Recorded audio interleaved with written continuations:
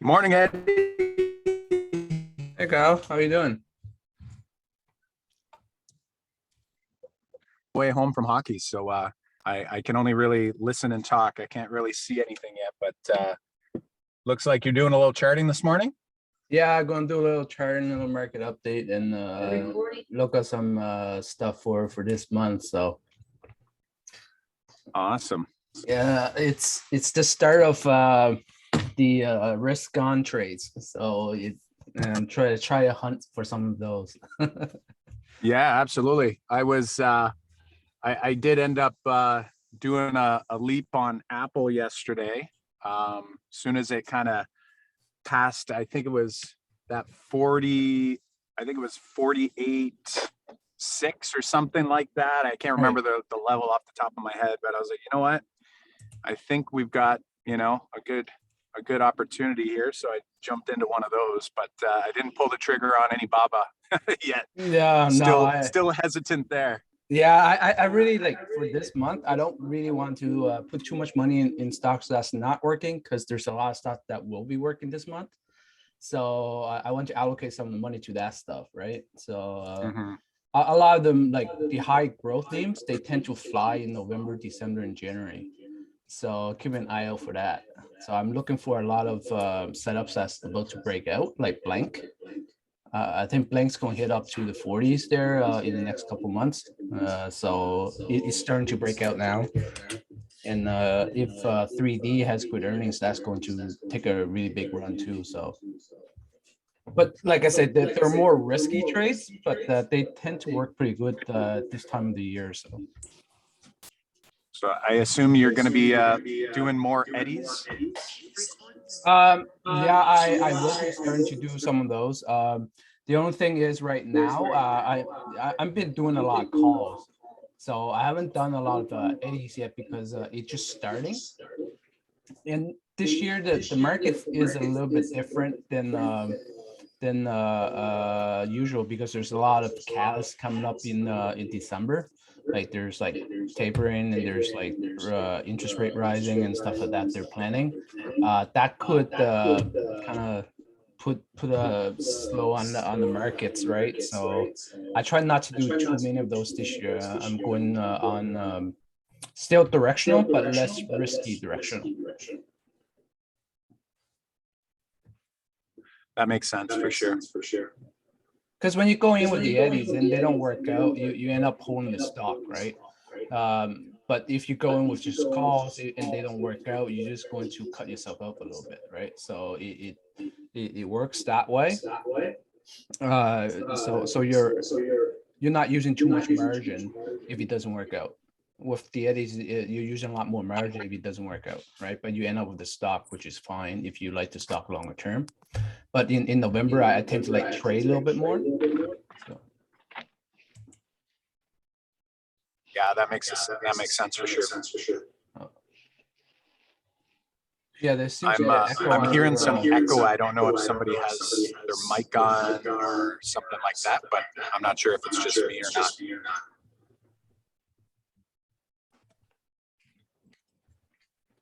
Let me see if I can mute there. Yeah, I'll just mute it and then you guys can unmute yourself after. Okay. Perfect.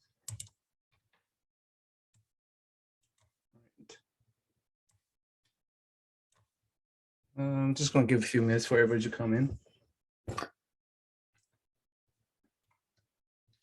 So today we're going to like go through all the holdings that we have in the low maintenance and some of the other accounts, the trading accounts, and then we'll go through with some ideas and look through some charts to see if there's any good opportunities to buy.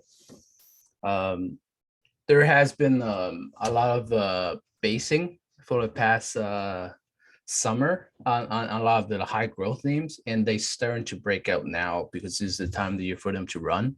So if you want to allocate like a small amount of money into some of those names, you could probably get pretty good risk reward as long as you keep like a stop loss in some of them, right? And when they run, they tend to run really, really big. So if you get them right, you end up making a lot of money. You get them wrong, just cut them quick.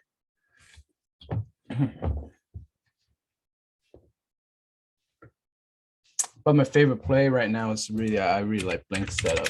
They just yesterday, they broke this wedge trend line right here, and they broke the previous consolidation high right here. You can see, right? We broke that high right there. We're heading into this high right here, which is around 35. So once this is broken, we're going to this level right here, and I'm pretty sure that we'll end up somewhere up here later on in the month, if not up here. So okay,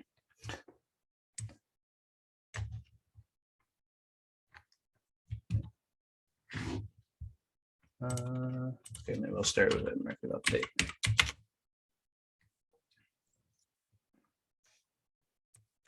So I said this is the month of they tend to rally at the last day of October.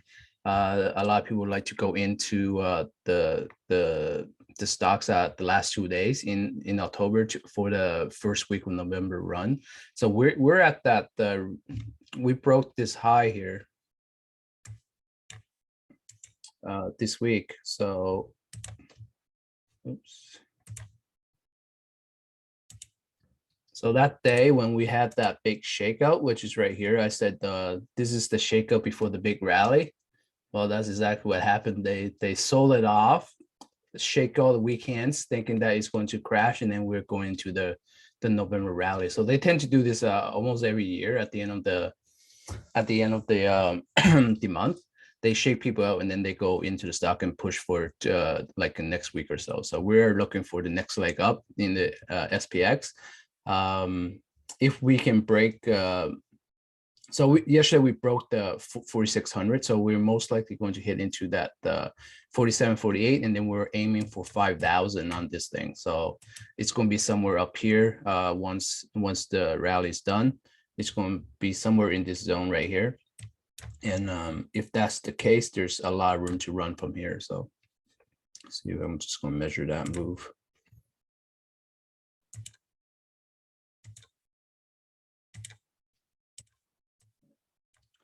So it looks like it's 4,800 is the first level, and then yeah, around 5,000. So that's the range that it's going for, is 5,000 before the big reversal coming down. So I think 5,000 is going to be pretty extended. At that point, you really want to start taking some profits. So usually the market runs November, December, and January, but because this year is a little bit different, there's a lot of news coming next month. So it could end up something like 2018, where usually is a big up month, turn up into a big down month. So you want to pay attention to that when it comes. That's why I really don't want to take on too much risk going into the Santa rally this year, just because one, we did a really big run off this low right here, and it really did not stop. It was like gap after gap after gap. So eventually those gaps need to be filled. So if we do run up to 5,000, that's going to be a big drop down if they need to fill these gaps right here. So you just want to be careful with that, knowing that there's a lot of gaps right here. Okay, and SPX. So IWM been going sideways for pretty well the whole year. Ever since we have that huge run last year. It stopped in February when all the small caps start slowing down. And now we just trade this range right here. If we break out of this range, that's going to be a big leg up for small caps. So if you see we break out here, it's going to be a risk on trade. So just pay attention to the highs right here. So we're looking to go that direction. You see all the moving average right here being stacked right here. So it's all stacked. It's just ready for takeoff. So if that actually does take off, start looking for those smaller names, probably names that you got stuck on last year. This is the year to get rid of them. You still have them, right? So if you're in like a lot of the smaller names, just pay attention to this breakout. And the Qs are catching up to the SPX, so we just made new highs now. It is aiming for the 2 standard deviations. So around $400 on the QQQs. That's the aim for the short term, then probably a potential pullback before going higher. Right. And so if you can see that we are pretty close to being overbought. So we're going for that last push for first week of November. Usually there's a push. So look for that push into that 3 standard deviations around that 400. At that point, that's where you want to just take some profits off the table and then wait for the pullback to get back into it. So if we actually run up to here, what you're looking for is the pullback into the high to retest this area right here, right? So if it actually breaks out, go up to here and pulls back and it holds right here, that's the time you really want to load up on your tech and risk on names, right? The high growth names. So once they pull back to here, that's where you want to buy and then go for next leg up. And if you guys like busy and stuff, the index is actually a really good instrument to trade for high probability of making money. So I like to trade index all the time. So I trade the SPX on my day trades, like almost on a daily basis. I trade the SPX, and if you know the direction of the market, the SPX can make you a lot of money during the day, and because you have a bullish bias, right? So every single pullback is a buying opportunity till we hit that resistance on the SPX, right? So if you see that in the past week or two, it's just been straight up from this bottom right here. So if every single day you buy the SPX on a bull bias, you would have made money, right? So for last couple of weeks, that's all I've been trading the SPX. There's really wasn't much setups to get into because there's a lot of earnings coming up. And I usually don't like to start opening positions when there's earnings coming up. So I tend to wait till after earnings and then I start selling some credit spreads. And if I am more directional, I wait for that pullback before I go into a directional play. But whenever you're waiting around and there's nothing to buy, trade the SPX. You can make money on that all the time because you can sell credit spreads on this thing too, right? So as long as whenever we're trading above the 821 and the 50, you can sell put spreads at 15 or 20 delta, and your chances of making money is significantly higher than doing it on the stock because markets tend to go in one direction when the markets is good. It usually goes up, right? So if it passes the 821 and 50, you can sell them below it. You just sell below the 8 all the time, and they tend to expire worthless almost all the time because as you can see in the past, they tend to follow the trend.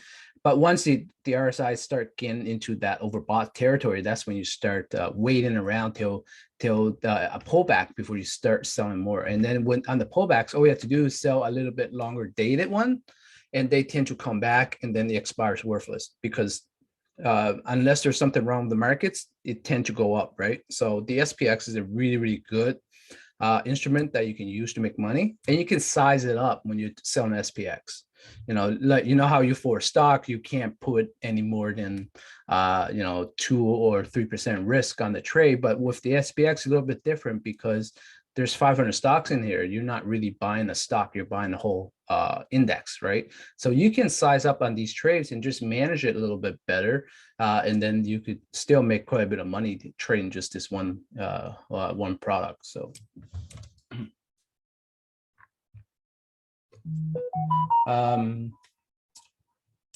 do any of you guys trade the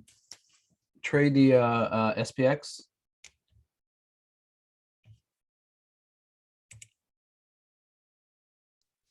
Yeah, Eddie, I do spreads as well as like iron condors. Right. Yeah. So iron condors work good. I tend to be a little bit more directional, so I like to do put spreads, but a little bit closer to the money when on a pullback. Or if it's just keep going up on a daily basis, I go a little bit further out to get that decay. But yeah, iron condors work really well on SPX. Broken wing butterflies work really good on it as well. I tend to like to use the broken wing butterfly more than iron condor because that one it makes money if it goes up or down, and if it hits right at your strike, you actually make a lot more money, right? So the broken wing butterfly tend to be like a directional play, but with a built-in lotto ticket kind of thing.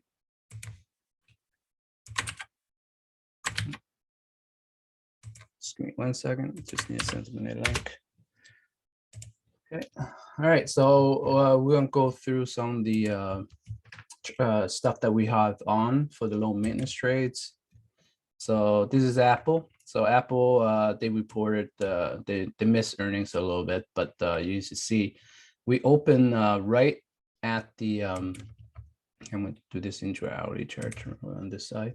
So we open right here, and we broke into on the daily this support level right here, this peak of in the 50 and the 21, right? We penetrate through it just to pull out all the stops, and then it rally back up. So you can see on the hourly, we drop, we hit the 200 on the hourly, we bounce back up, consolidate it, and start coming back up, right? So they tend to do that on good stocks. So if the market conditions are good, even if they miss earnings, they will drop and then they'll come right back up because it's a good quality company and people will buy those dips all the time. So this is what's happened right here. They bought the dip, and it is still in the lower end of the channel. You can see it has a nice developed channel right over here. If I make that bigger right here. So if you look at the weekly, this has been a nice up channel right here. So we're in that lower part of it. So it's most likely going to start trending back up from here. Usually they run up into December for the holidays, and then they start pulling back off once that rally's done. So there's still money to be made with Apple right here. I think we still got some leaps left and some put spreads on here. I did choke some off before the earnings just in case. But I left some on there for the run up. So now that the chart looks good, I might add back in, right? Airbnb, they have earnings coming up. This is a really nice tight consolidation right here. All the moving averages are running into it's going to be all stacked together.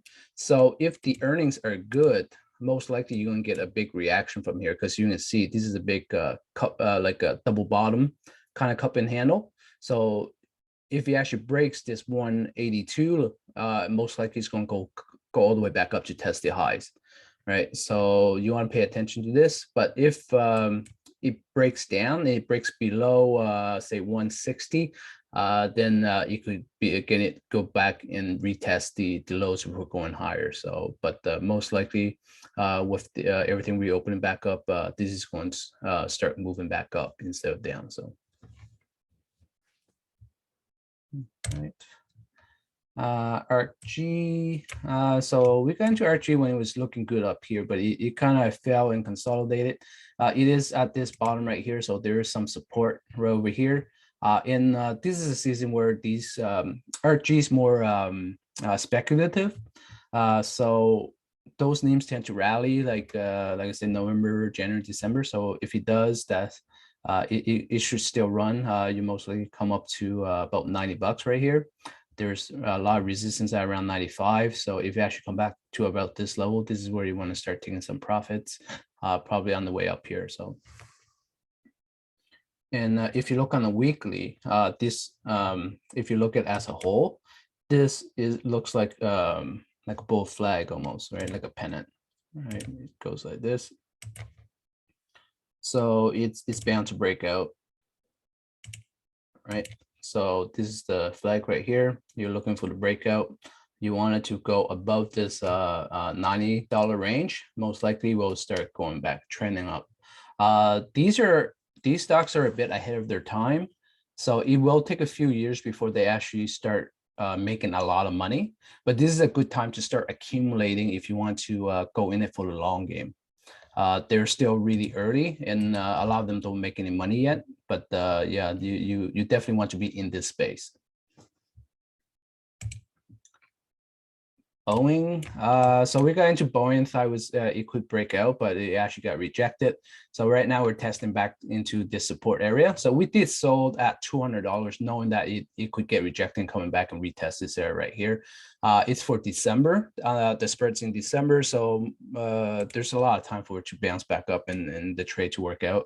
I did take off my long leg over here because it was at support, and I'm okay with holding shares in this company. So if it does fall below 200 and it takes the shares, I'm fine with it. Or I can just roll it if I think it's just going to come back to the, shortly after. I'll just roll into the next month.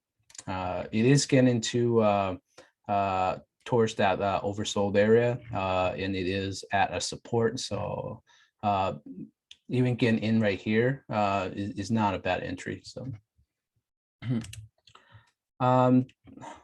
Biogen, this is more of a value play than anything. As you can see, it just trades sideways and then it pop, and now it's trading sideways again. So they do have Alzheimer's drug that they're supposed to get more sales in the next few months. So this could be a really good buying opportunity.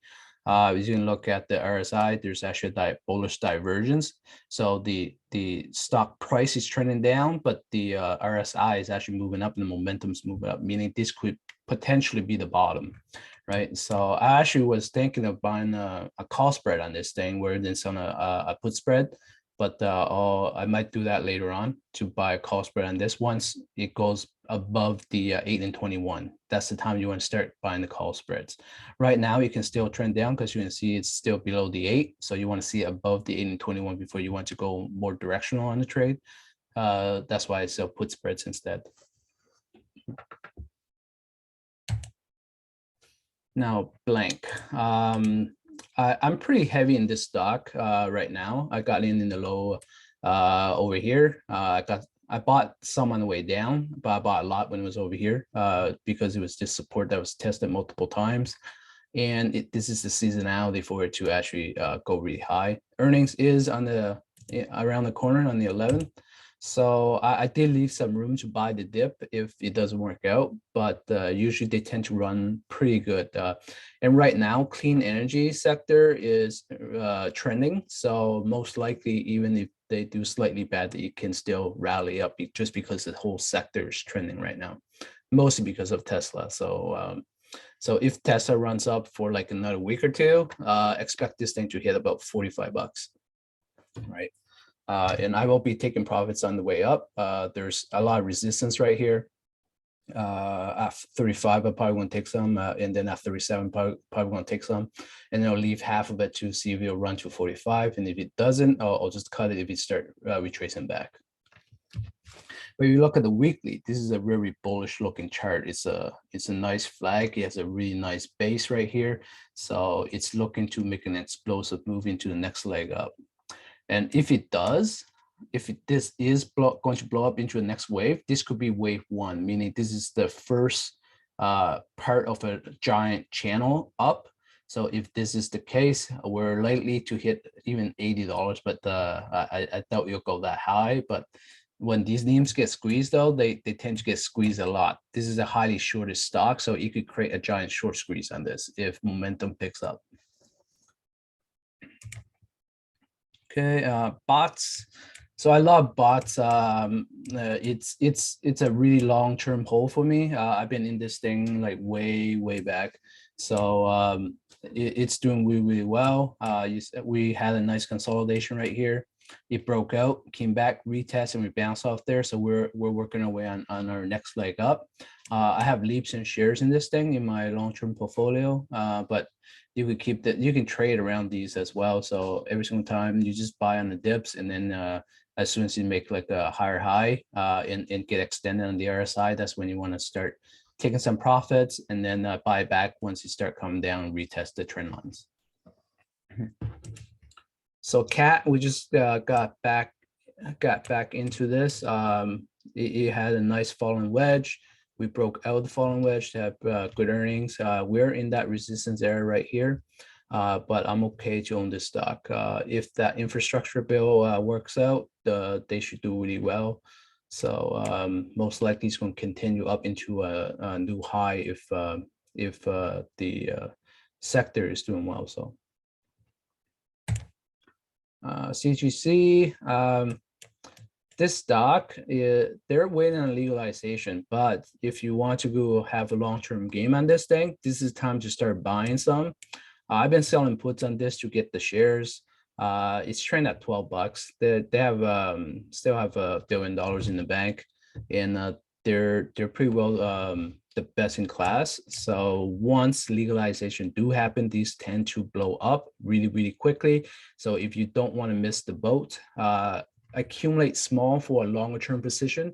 Don't expect to make any money till legalization happen though. It's dead money until then, but you can, like I said, you can build a small position and just sell your puts and cover calls till you actually start moving. What you're looking for is on the weekly, you want to see it start basing and then going above the 8 and above the 21. And once that happens, you know that their interest start coming back. And you want to also look at the volume, right? You see right here, we've been having dead volume, and then now volume start picking up as the stocks getting down to the lows. So last time it got down to lows was right here.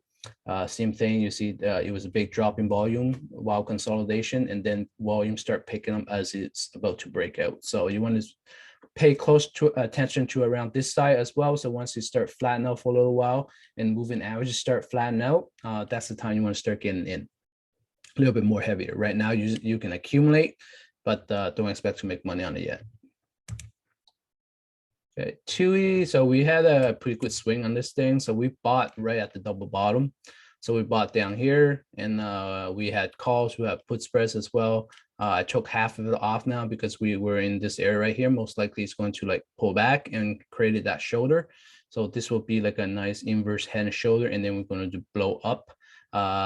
Target right here is about that $85 range to fill that gap right here.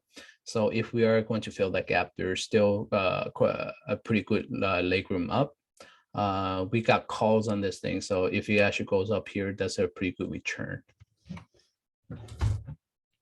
But it is getting extended. As you can see, RSI is up here. So most likely there'll be some kind of pullback. That's why I took my profits on 2/3 of this thing already. Just leaving that last 1/3 for the last leg up. Most likely it's probably going to find resistance at the gap, but resistance rather than gap fill. So it may fail the first time and then come back, retest, and then we close the gap after. So this is one of those genomics that we had. I'm just going to take the shares on this thing. I have a put that's still open that I rolled a couple times already. They do have earnings coming up. These things tend to blow up or blow down on earnings. So you want to be careful. I might actually have to buy a protected put just in case it blows down.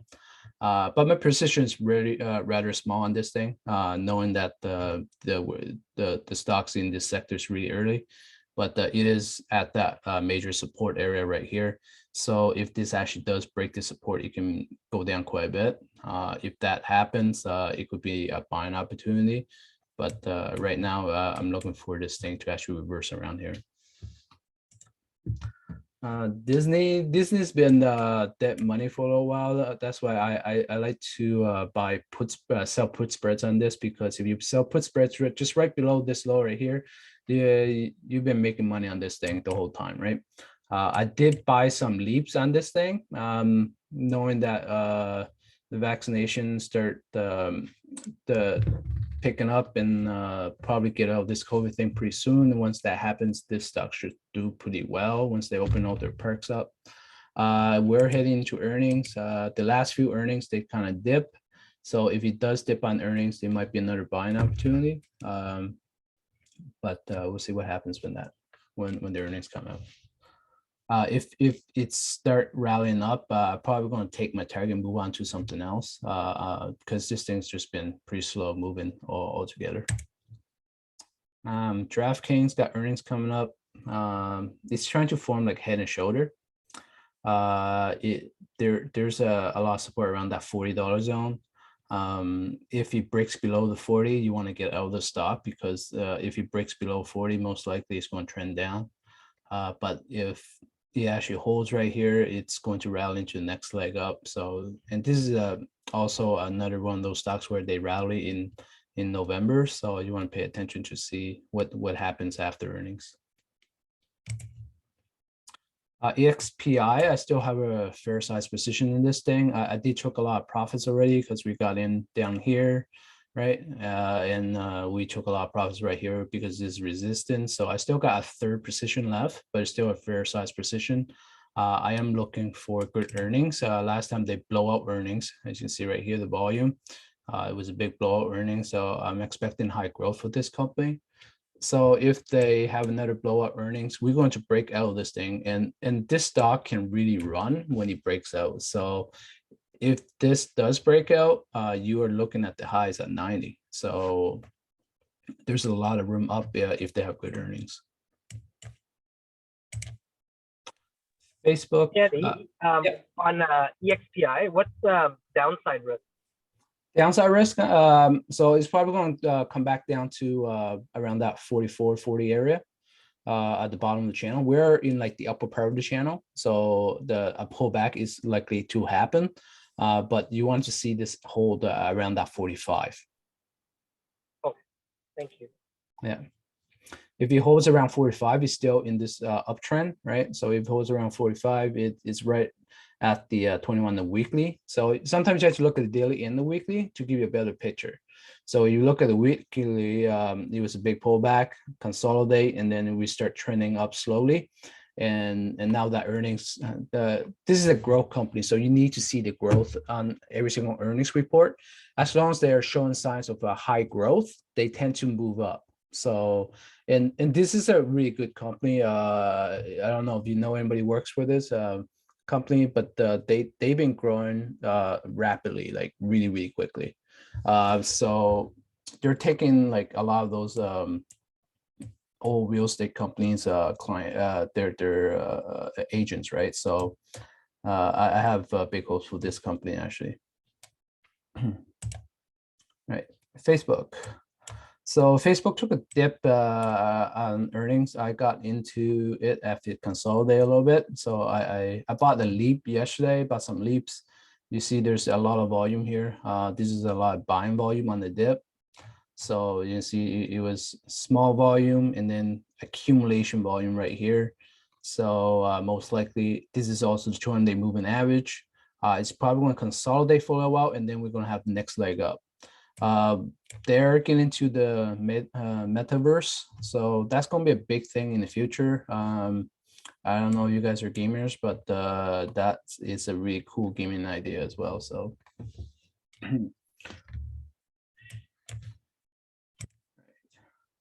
IHI, so we got into this in the last dip right here. When it was dipped down, we bought some leap options on this thing. This is also one of my main ETFs that I hold. I've been holding this for a few years now. It's doing really well. It's probably continues to do well. This is the medical devices. So a lot of the hospitals need to upgrade their equipment because a lot of the surgery is now robotic. So they sell that equipment. So so this is the really good sector to get into.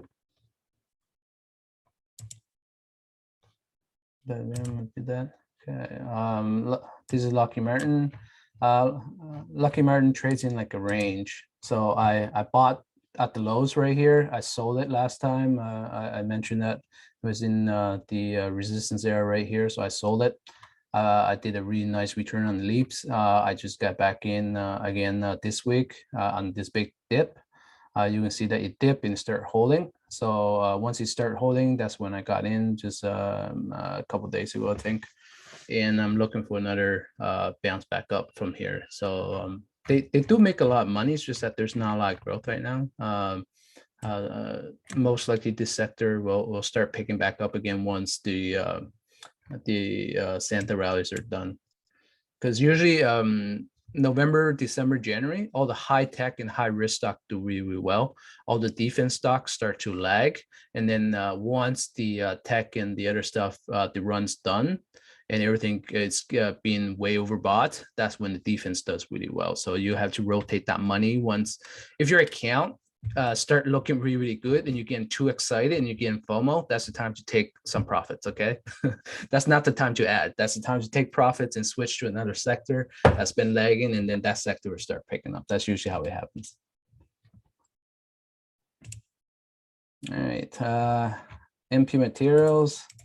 So they have a short report on this thing. As you can see, that was the big dump right there. I did took profits the day before because it was heading to resistance. During that dump, I actually bought some more. Right, I bought some more, and then they have earnings coming up. So if earnings are good, it can still break out, because it was breaking out, and then that stupid short report came in. This was a really nice and big consolidation triangle right here. So I really expect this thing to blow up, not blow down. So that short report was a bunch of bullshit. So, you know, hopefully people see that and then they have good report, and then we can start trending back up right here.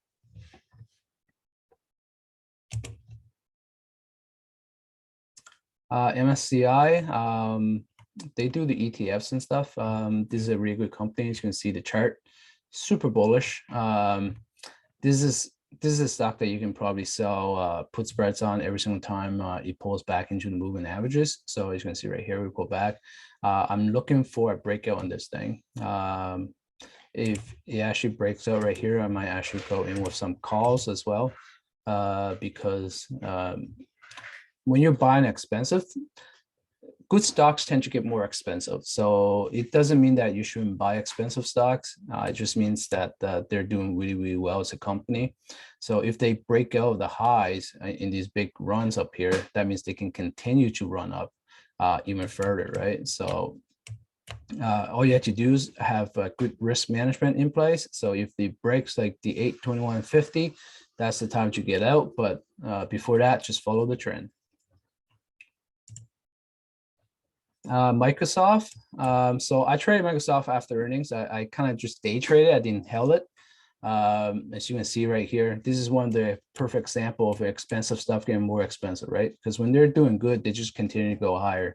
So we can see right here, it was in a nice uptrend, and then it broke out of the channel, consolidate back in there, retest, and then now we actually break out of this channel, this consolidation area, right? So we're into the next leg up now. So if I use the calculations on the fib,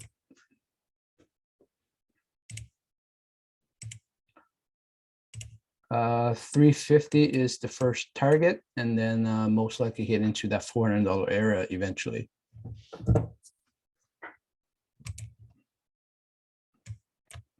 So MVIS, so I was in this stock and I got stopped out at $10. And you can see that I had my alert at 10. So I got stopped out over there already, and I got back in yesterday at 7 something.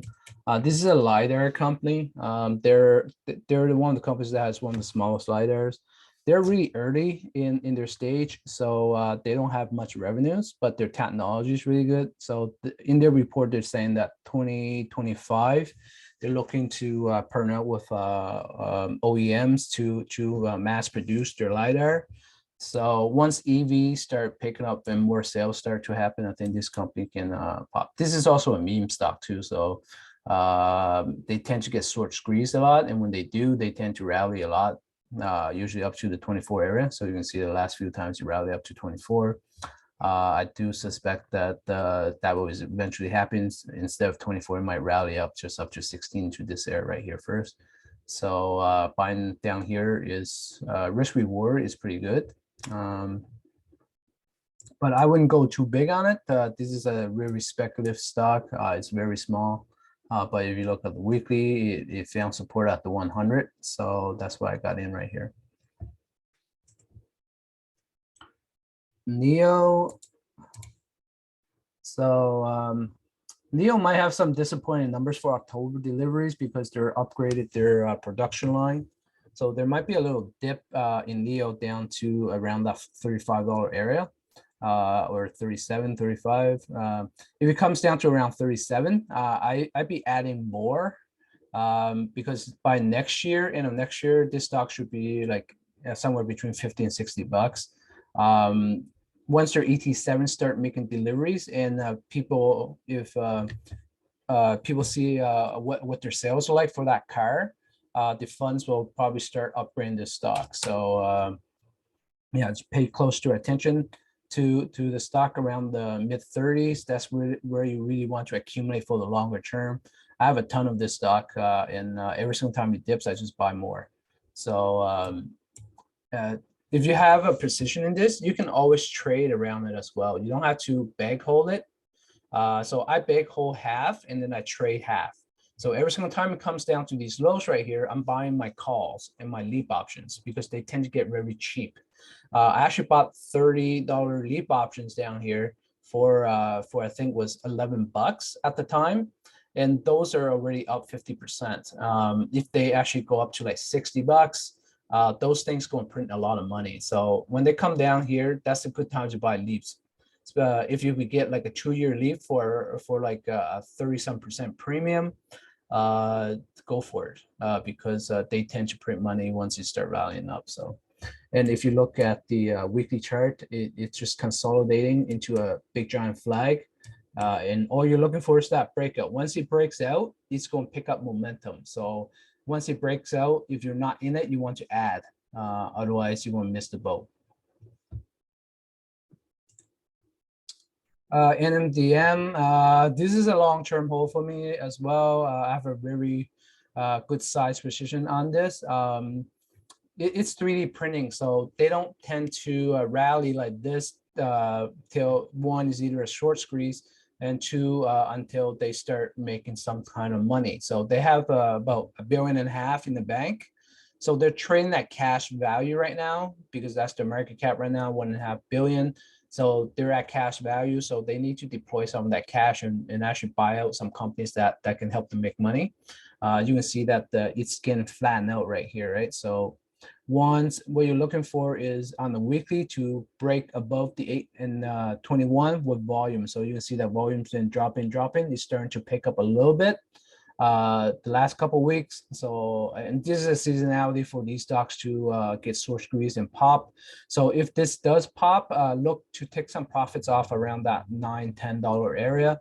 And then if it falls back in and falls back down, that's when you want to start adding them back and accumulate some more for longer term.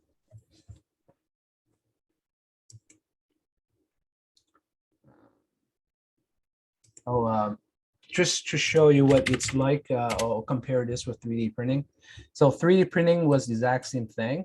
Before they start making money, this is what the stock did. It popped and then start trending down till it got down to about $4. And then they finally start making some money, getting some contracts, and then it picked up momentum, and then you get these giant explosive short squeezes, right? So that's what I'm looking for in MDM as well. It's also a 3D printing stock. And talking about triple D right here is a big giant triangle consolidation, earnings coming up. So if they have blowout earnings, expect this thing to move very quickly. I am targeting around that 33 as the first target, and then $40 next target, and then the highs. I do have some leaps and call spreads on this. I also have some stock in this thing.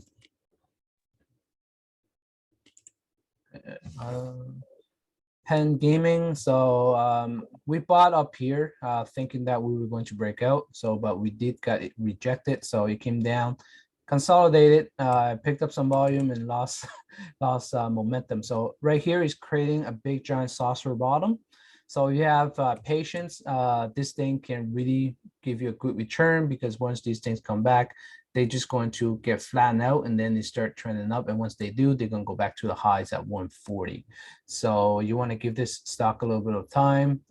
If you're in it with stock, you should be fine. If you're in it with calls, you can trade around it. You can also sell put spreads on this thing till it ticks off. So yeah, keep a watch on it. Plug. So we got into plug at the bottoms here. I was saying that there was a really nice bottom, and knowing that November's coming around the corner, I loaded up on some put spreads, but and I got some calls as well. We traded the call right here on the first pop, and then we took profits, went to hit resistance. I was expecting a pullback into some support right here. It didn't happen. We didn't fill the gap. It just continued to go up, so I didn't get back in.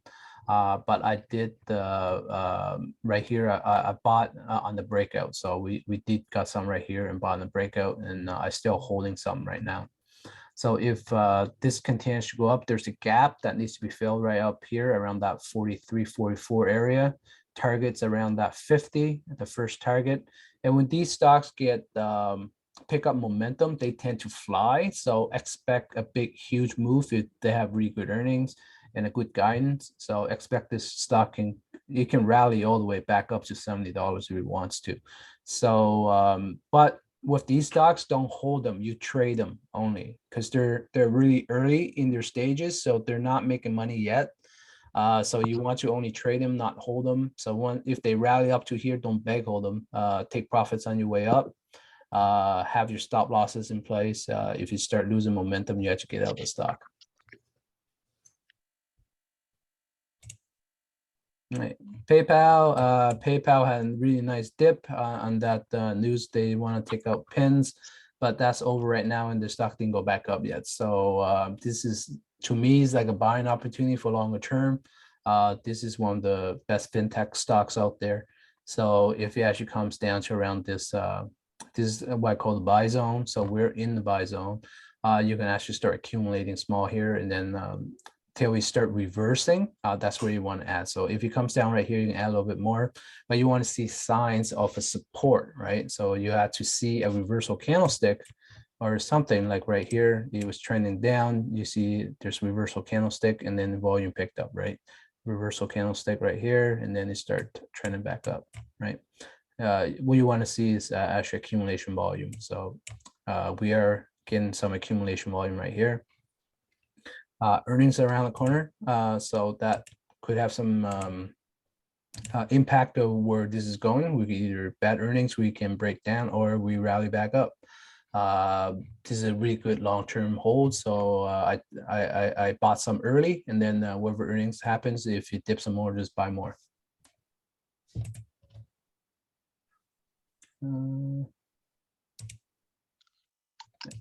So QCOM. QCOM also making a flag. There's some supply issues, right, with semiconductors. So this is a stock that I like to buy on the dips. So whenever you trade down here, I did have a put spread on this thing. So it's creating like a mini inverse head and shoulders right here. Most likely going to test this 140 area to break that 200. And then potentially break out of this wedge down and continue higher once the supply chain picks back up, right? Qs we did. Riot. So Riot's been really disappointing because all the other Bitcoin stocks already rally up, catch up with the Bitcoin stuff. It's because they did a really big offering, which is holding the stock down right now. So hopefully they have some good earnings and test this 40. If it actually comes back up to around 40 and it breaks above this 40, 45 area, you can go back up. But until then, I'll be taking profits at around 40.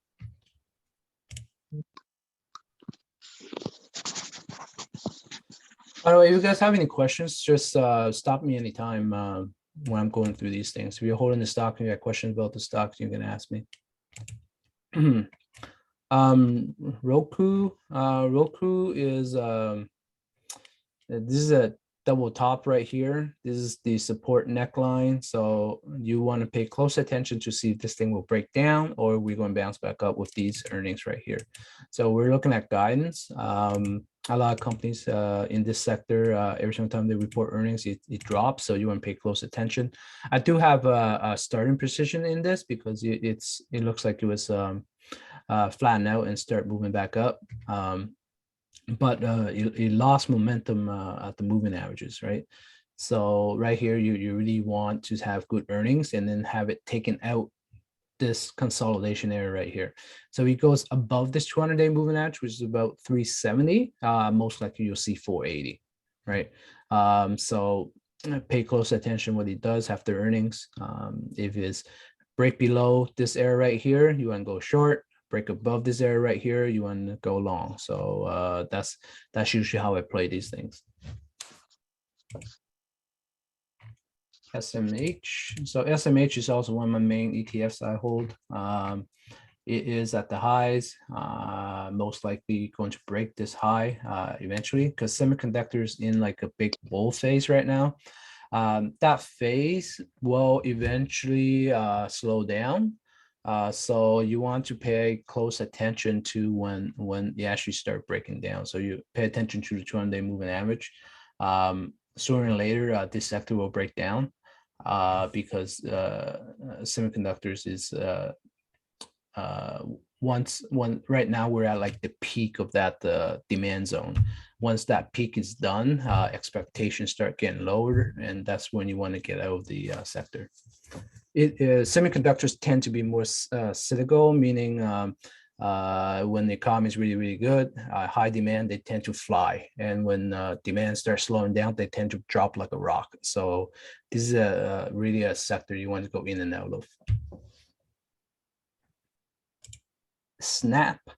So Snap had a big gap down after earnings. So that's what happens to growth stocks that miss earnings. So if you're in a stock that makes no money, and then they have lower guidance, this is what happens. You lose a lot of money. That's why if you're in like this sector, whenever earnings start coming out, you want to either hedge or get out of the stock, because they tend to do this a lot, right? They tend to either blow up or blow down. So this one blow down, we're into close to support area. So this could be a buying opportunity for longer term. I did sell some put spreads on this, and I don't mind holding shares down here. So if they get a sign, I'm just going to take the shares instead of rolling, because I think that most likely this will hold and start bouncing back up. It might take some time though. So if it does get the shares, I'll probably sell cover calls. Steel Dynamics. So the material sector, if inflation continues to rise, this sector should do well. But if things start slowing down, like economy wise, you want to get out of these things. So these work exactly the same. When the economy is good, they tend to fly. When the economy is bad, they tend to drop really hard. So these are the type of stocks you want to stay in till the trend breaks. Okay, solar power have picked up momentum. We're finally breaking out. So you can see solar power, we made like these big run up last year on that because Biden won the election, and then the momentum just dropped, right? It consolidated. So they're looking for the infrastructure bill to get approved and then move on higher. But you see right here, accumulation volume, right?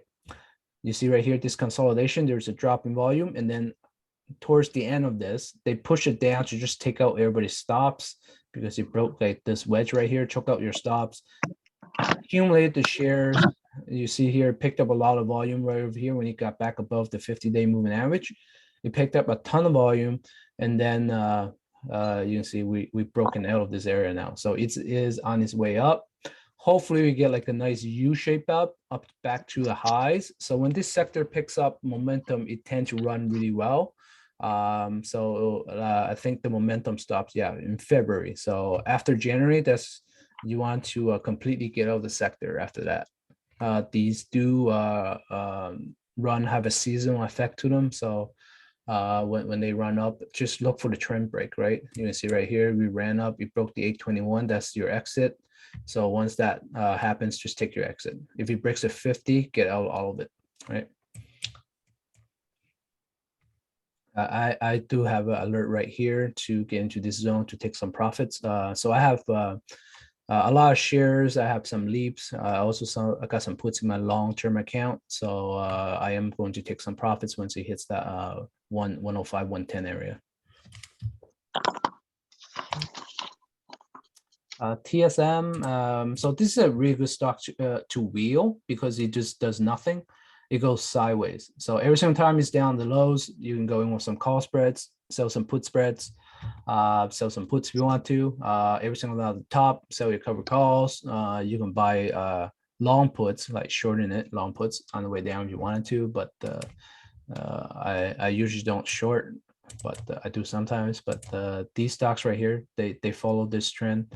this horizontal trend. So every single time it's down here, buy. Every single time up here, sell. Very easy to trade. Twilio. So I just got into this stock on Friday. I bought some leaps. I also got some put spreads in this and some call spreads. This is a really good company. This is a big opportunity to buy. You can see there's two levels right here. So there's two support. We're hitting the first support level. The second support is down here at 220. So if he actually breaks down, expect you'll hold at 220. This is like I say, it's a really good company. It's almost like CRM, like Salesforce. It's a cloud company, and I am looking for a gap fill in this thing before I get out. So the calls are pretty expensive if you're buying the leap calls, but you can sell put spread to fund those calls and do like the Eddy if you wanted to.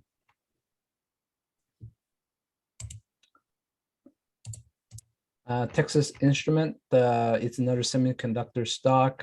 It's been consolidating like a lot of the stocks in this sector because of the supply issue. Once the supply chains fix, these should get another leg up. So, but you want to pay close attention to this 200-day moving average right here. So if this breaks down and come down to 175, if the 200 breaks down, 200 is also the 50-day moving average on the weekly. So if that breaks down, it's going to start trending down. So for this sector, the leading names that you want to look at is AMAT.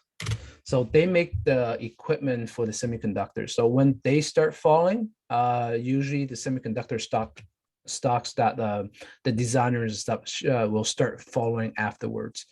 So these are like early indicators of how strong the sector is. So if this stock breaks out, means there's another leg up. If you start breaking down, it means that it's done. So you want to get out your semiconductor names if this start breaking down. So this is a name that I like to use as a leading indicator for the sector.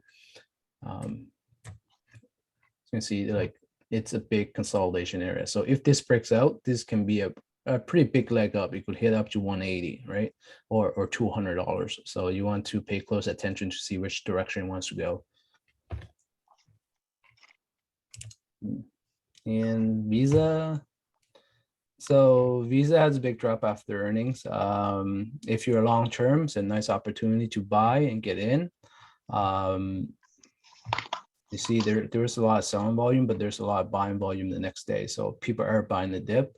And if you look at the weekly, it is at the bottom of the channel, also the 100-day moving average right here. So this needs to be hold. If it doesn't hold, it could potentially test this 180 area. But if it does come down to 180, that's where you want to back up the truck and start buying in because there's only really Visa and MasterCard in this industry, and they tend to have a duopoly on the industry. So you want to buy this on any dip if you're long term. So XLE, I did choke profits already because it was high, and it was I see that the RSI was getting overbought. MACD start crossing.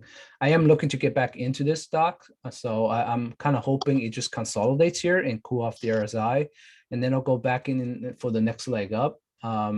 So oil companies, anything over $60 a barrel, they tend to print money. So we're at $80 a barrel. So if it hits $100 a barrel, they're better. They make more money than banks, right? So if that happens, it's a big cup and handle. We'll break out. We go to this $70 and then $80 if oil prices stay up. So analysts did say that this winter there's a potential for oil to go to $100. If that's the case, oil is going to start rallying. You could get like a nice pop in oil prices. So, right. So that's all the stocks we're holding. So there's a lot of stocks I'm looking at. November is the time that we want to buy risk on trades. Risk on trades, you have to have really good risk management, meaning that if you're buying these risky stocks, if momentum dies, you have to get out. You cannot beg hold them, okay? So what are these risky trades? Are high growth names with no earnings. So like Ballard Power, this is like plug, same industry. You can see how high they can run up. You also see how much they can fall, right? So if you bag hold these stocks, you're going to get really hurt really fast. If you bought at the highs, like a lot of people did last year at the highs, so I'm plugging in that. You bought in up here and you didn't take your loss when you're supposed to when you start falling down. You're going to come all the way down to the rock bottom, right? And it's going to be really hard to make your money back when you're down that far, right? So for these type of stocks, they tend to blow up after they break it. So you want to get in before the big breakout, and you want to hold on to some and you want to trade some, but you want to also keep a stop loss on them, right? So right now, this is Ballard Power. You see that we were consolidating for a long time. We're finally start picking up momentum. You see the volume right here start picking up over here, over here. So if they have good earnings, they most likely don't break out. I am looking for a gap fill to get out most of the stock at 20. And then if it breaks above this area, 25, you breaks 25, that's where you really want to start getting in heavy for the big run. But down here is really still trade zone. So you buy some, you leave some on the table, and you take profits once it hits resistance. Then if it falls, you buy back the other half. And then if you're already making money on this thing, don't let it go in the red. So you always want to sell before you start losing money on a stock that you made money on already, right? So I bought in right here. It popped. I took half off. So if this half start coming back into where I bought it, I could still get out and with a profit because I sold half that made money, right? So that's the type of risk management you need to do to trade these type of stocks, because they don't always work out, but when they do, they reward you nicely. So, but as long as you have the proper risk management, you shouldn't be able to lose too much money on this, right? Because if it's you bought in right here and actually drop below the moving averages, that's when you're supposed to get out, right? When it's popped, you're supposed to take profits on a third or a half. That way, if it comes back to the price you bought it at, you could get out of the whole position and still be profitable, right? So that's the risk management you need to take to trade these. But if you look at the weekly, it just broke the 8 and 21. It's on its way to the 50. Breaks that and it's going to be a big run up, right? Because there's not, you look at right here, the volume shelf, a lot of the volume is accumulated down here. So on the way up, heavy resistance right here. This is the last of the volume shelf right up here. And you see how small the volume is in between. So if it breaks this volume shelf right here, which is at that 20, 26, 27 area, if it breaks here, it can run all the way up to 33 without much resistance, right? Because there's not a lot of buyers that need to sell, right? But once it gets up to here, you see there's another block of sellers up here because they bought at the high, so they're looking to get their money back, right? This is the psychology of trading, right? So you look at where the supply and demand is. Right here, there's a lot of demand at this price because you can see right here, this giant volume shelf right here, this bar, this is buying demand, meaning that this is where the price that everybody wants to get in at.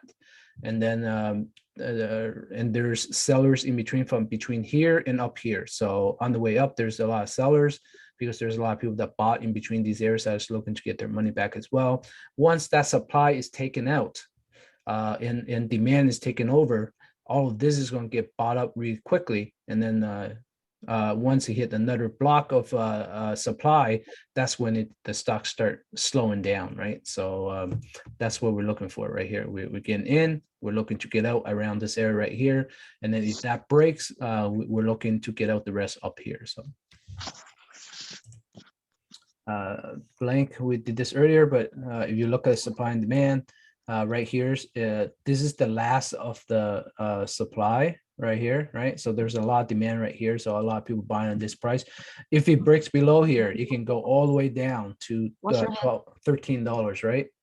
So right here, we're at the bottom of this volume shelf. We're looking for a pop up to here. So there's a lot of supply up here, right? So that means there's going to be a lot of resistance on the way up. But once it takes out like 50 some dollars, is going to really going to fly after that. But most likely these are the areas that you're looking for, 37.45. Harry, looking at the chart for plug, Bug? yeah, for plug, you earlier covered it, but I was just wondering, um, when would have, like, let's say you bought near the top, um, when would you know that it's time to get out? When the 8 and 21 breaks. Okay, And when the 50 break, that's when you really want to get out. okay, that makes Okay. sense. Yeah. Yeah, I see that now. Yeah. And also, for what are your thoughts on Tiger and Baba? They were doing pretty well, and then they kind of have, taken the downward movement again. Mhm. Are you still following either of them? Yes, I am. I actually bought more Tiger.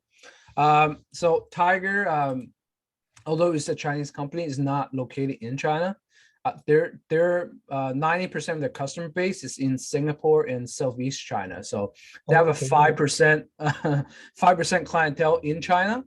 So they are run down just because of the sentiment. It's not really because they will run into any trouble. They could get rid of all of their Chinese customers and still be good, right? Because it's only 5% of their clientele, right? And They're I think they mostly just recently expanded in Hong Kong, right? Or they got a yeah, they license. just bought a license in Hong Kong so they can trade there now.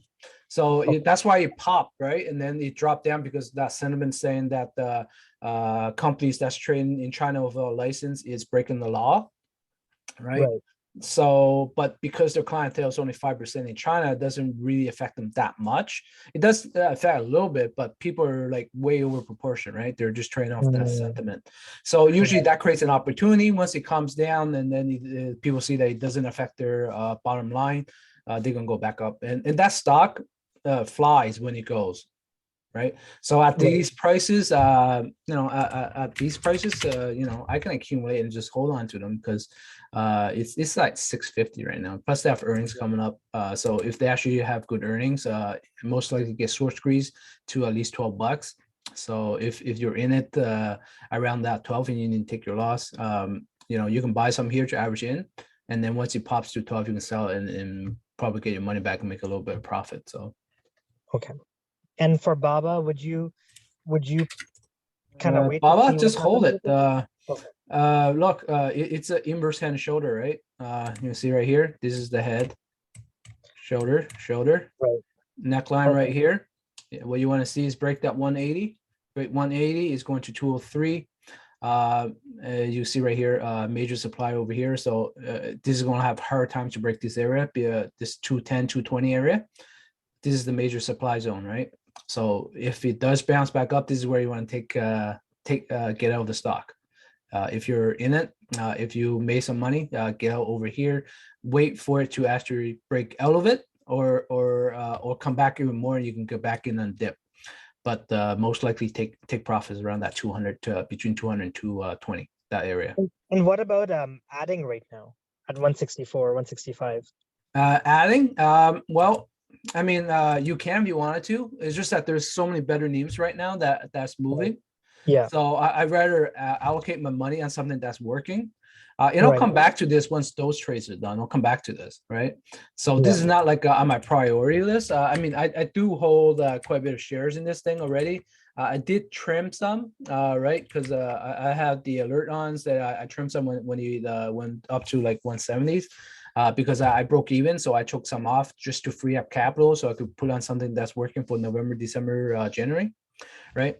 So, but I did leave the other 2/3 on, knowing that we're probably going to hit up to 200, and if we hit up to 200, I'm going to make a decent profit. I'm going to make like $30 on the shares, right? So I could get out Right. completely up here, and then I'll probably go back in if it actually breaks back above this supply zone right here.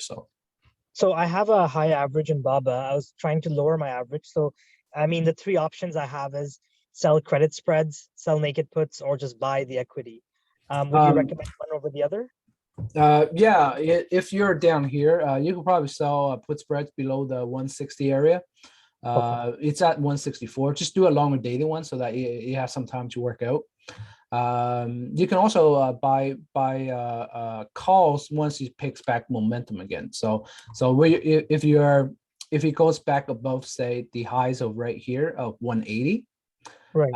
you can probably buy a call and call spread and aim for 180 to 210. or something, right? Even right here, if you want to go in with a call, but call's a little bit more risky because if you continue to stand, you're gonna lose money on it. Where Right. put spreads, you can actually take the shares if you wanted to. So it really depends if you want the shares or you just want to go for the run, right? So, Right. Okay. but like I Perfect. said, there's better names to trade right now, Yeah. just because of seasonality. You don't have to like love a certain stock, right? So Yeah. I mean, Exactly. I have names that I trade all the time, and then I have names that I trade when the proper time comes around, right? So You know, so on that note, Eddie, like to not fall in love with the stock, it's kind of tough to not fall in love with Tesla the way it's been doing. But I've been trying to be careful with it. But I don't know, like on Friday, like I was expecting there would be some profit taking near the end of the day and some kind of like, paring down on risk, but it just flew after you and me hours. both. Yeah, I still traded it though. I traded it right before the open. I say he's going to test 1100, and then I bought some calls for that day, and I hit a 2-bagger or 3-bagger on it, and then I got out. I got back in a little bit later in the day, and I lost a little bit of money on that trade, but because of work, I can't trade Fridays. I'm at work. Yeah. So I thought he lost momentum, and then guess what happened? He went to new all-time highs at the close. Like I couldn't watch it, right? So, I think a lot of it had to do with the delta hedging too, right? Like but when it popped over 11, yeah, all of a sudden, market makers are like, there's a lot of calls at 1100 right now. So I think they were delta hedging themselves for next week. Yeah, well, they have to because they don't have this they don't have the shares for it. They have to hedge it. Yeah, once that high gets taken out, it's done. Well, if you see a lot of the calls were at 1100. Oh, yeah. So once they got above there at the end of the day, they had to buy to hedge themselves for next week in case people called it in, right? So yeah. And remember a couple of weeks ago, I was posting all those big, huge flow volumes for 1100, 1200, and 1400. Right? Yeah. Well, another call. Yeah. I think another call suite came in for 1125 next week. Yes, I saw that. Yeah. Yeah. So, once momentum happens, you can't really, predict what price you might hit, right? Because it's at all-time highs. And you can tell like RSI is way overbought, but it's still going. So that's how strong momentum can get on stocks. Like technicals, like the indicators work well, but they don't work all the time because something like this happens. You can't really predict it, right? So and Tesla's it's a cult, right? Like people will buy calls, they will hold long just because of it. Mm-hmm. Yeah. Yeah. And right now, are you seeing support at what, 1075? It's probably gonna go test 1200, to be honest. Oh, okay. So yeah, I think so too. So next but don't just expect it hit 1200. When you see weakness, just get out. Yeah. But you're at the area where any kind of weakness you want to get out. Right. Because look how far away it is from the 8-day, right? Whenever it gets extended from the 8-day, you need to consolidate and go to let the moving averages catch up. 50 days all the way down here at $800, right? So you're far away from home. Yeah. So anything up here, ride it, but knowing that you can pull back anytime hard, you should keep a stop loss, right? Okay. Now we're above 1100. Once it falls below 1100, the trade's done. You get out. Right. So if you're in it, ride it up. But once you start pulling back, just get out. You made a lot of money. Why take the chance? Yeah, exactly. But so this is not the place to be then selling put spreads. No. Not really, because when it falls too hard, you're going for very little profit for a lot of risk at the highs. Okay. Right. This is an area at the top you want to buy calls. Okay. Because you're riding it up, you're gonna make a lot of money if you're right. If you're wrong, you're losing a little bit of money. So that's the type of trade I'm looking for, right? So I've been day trading this ever since like down here, right? Just like in and out, and I made quite a bit of money doing that. I wish I had just held like bought a monthly and just held it, but you know, I still Eddie, I made a did lot so of money much trading it. scalping on 1100 like every day of this week.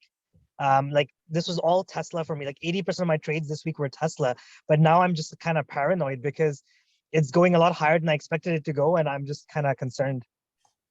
Yeah, it's definitely a stock you want to keep watch. From here, it looks like it's going to 1200. I mean, you can go even overshoot this thing and keep going. Right. Because once this goes parabolic, it goes parabolic. Like there's nothing stopping it, right? Right. Because Yeah. look at this run right here, right? It went parabolic, and Yeah. just look at this. So expect something from there to here. Actually, I could probably calculate that move. I think I did calculate this move a while back. So let me see, start with the move right here. Right. Okay, so you see there's resistance at 1200 and then it's 1350, so around 1400. So there was okay. a huge flow at 1400 that I showed the other day, where it was like $20 million in calls, right? Wow, For okay. 1400. So you know, that I wouldn't rule out it hitting 1400, right? Because we Right. just broke out of this range right here, so we're literally on the next big leg up. So on a pullback, it could even run up and then just pull back into the 8 and continues to go higher, right? Yeah. Just to cool off there as I would continue to go higher, like it On did a right here. pullback, where would the supports be? The first one would be the 8 and then the 21, right? Okay. Right. And also this high right here that you broke out, most likely will hold now, this $900 Right. range. So if it does come back, you want to see 900 to hold, and then you'll continue even higher. So you got to know that they're like way over value right now, but it doesn't matter. Yeah. like Yeah. like I said, technicals tell the story, not the valuations, right? When it picks up momentum, there's nothing stopping it till the momentum is done. So Right. right now it's at max momentum and it's continuing to go in that way. So why do that? Oh, if you want to exit quickly, look at the hourly chart, right? This is what I look at for swing trades. Look at the hourly chart, you can see that the hourly's been holding the 8 and the 21 the entire time, right? The entire time up. So use that as a guideline to how long you should hold, because once it breaks the 21, you should get out. Why take the risk, right? So so just look at this, pay attention. If he pulls back to 8, you can buy the 8, and then see if he holds. If he pulls back 21 and falls below, it's done, right? So Eddie, when do you use the hourly? Like, I mean, typically I look at daily for long term, and I look at the 1 and the 5 minute and the 3 minute for scalping. When do you use hourly? When you want to go in for a swing for the week. Okay, got it. Yeah. So I did posted this a little while, a few days back, of this triangle right here, right, on the consolidation, and then we broke out, and that's why I said it was aiming for this high right here, 1100, and then we broke it. We broke out of the 1100 now, so that means we're going to the next leg up now, which is around 1170, 1200. So all right, so get some calls next week. well, know your risk. Yeah. I'm in and I'm out. I go in, I trade it, I make a few bucks, I get out, and then I go in for make a few more bucks and I get out. And I trade that 4 or 5 times in a day. I make like 10, 20 bucks for the day, and I'm done. So but you can definitely just buy and hold. You can stomach it, but the size I go in, I can't really hold that long and hold overnight. I will never sleep. So yeah, fair. Sounds good. Thank you. So what was I doing? Right. Right, Csiq. So a lot of people held on to this stock. I sold it in July. That move on that pop, I sold half, and then when it started breaking down to 21, I got out the rest of it. A lot of people held it all the way down to the 30s. You should never hold like any stock when it breaks down. Like literally just take your loss and move on, right? but it's in this nice wedge down. We broke out of this wedge. We're into resistance, which is at that 200-day moving average in this consolidation high. Breaks out of this, we're hitting up to this resistance area around 50. Around 50 is where you really want to take a majority of your losses, your profits out, and set some kind of stop loss on the way on the pullback downs, right? So if you're trading this stock, look for the X's around here. If I were in it and I was in it right here, I probably choke half off already, or even 2/3 off right here, and then I just let the other 1/3 ride the rest of the way, because there's earnings coming up. It's always a risk. Although there's a lot of similar stocks that have really good earnings for this sector, and it's picking up momentum. So, and if you look at the weekly, same thing. It's at the 200. It's at the 50 on the weekly and 200 on the daily. So that's a pretty heavy resistance area, and you want to see this break.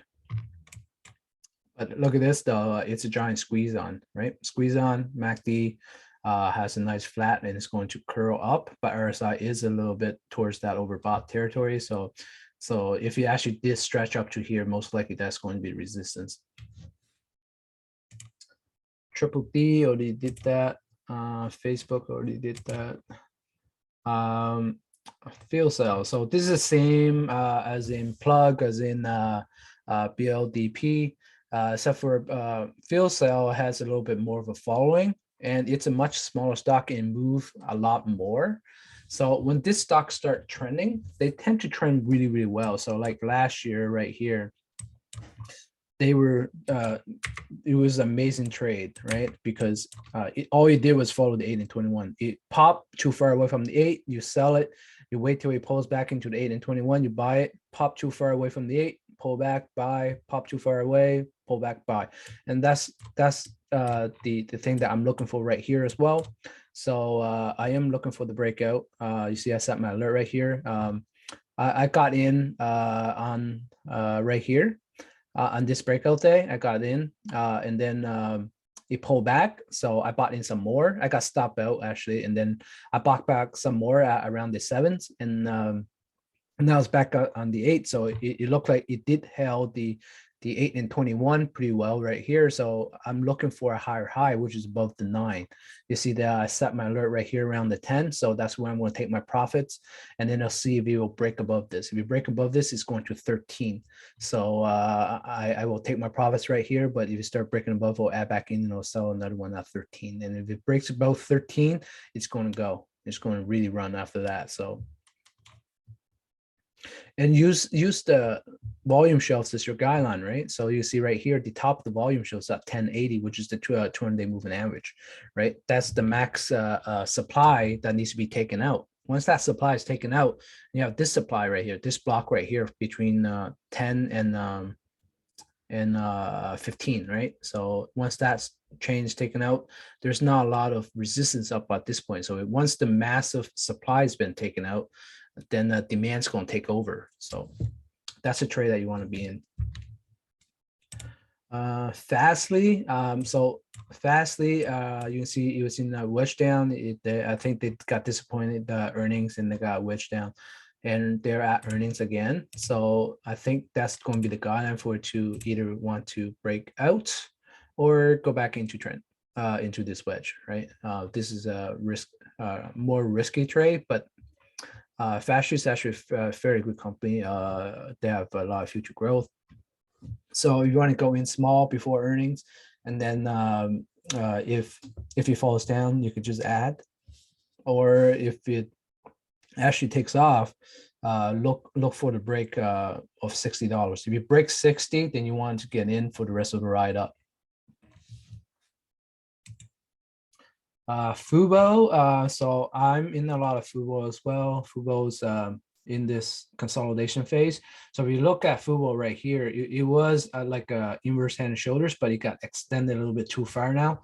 I think it's waiting for earnings and then the right seasonality. So if you look at the run up right here, the seasonality is November, right? So last November, it ran from what, $15 all the way up to was it 62. So if this is the case and we're going to have another run up from here, it needs to take out $35, right? If it takes out $35, it's going to really go.